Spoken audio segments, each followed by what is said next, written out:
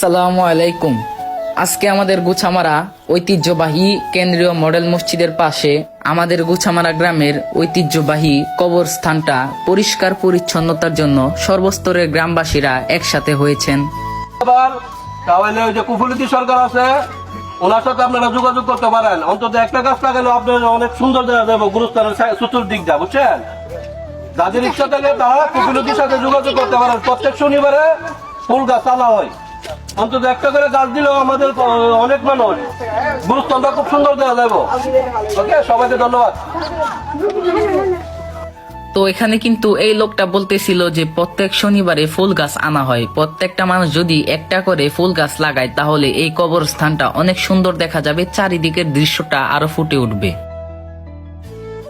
মৃত্যুর কিন্তু কোনো সময় হয় না, মানুষের মৃত্যু যে কোনো সময় হতে পারে, আর মৃত্যুর পরের জীবনটা কিন্তু এই মাটির নিচে কাটানো লাগবে।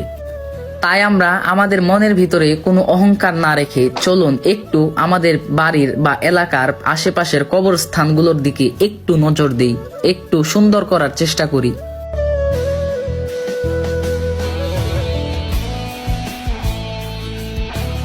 আর আমরা গ্রামের মানুষগুলা যদি একসাথে কাজ করি না ভাই, কতই না মজা লাগে, আনন্দ লাগে। আর একসাথে কাজ করলে কিন্তু যে কোনো কাজই সম্ভব। তাই আমরা সকলে মিলেমিশে কাজ করার চেষ্টা করি আর আমাদের বাড়ির আশেপাশের কবরস্থানগুলো পরিষ্কার করার চেষ্টা করি।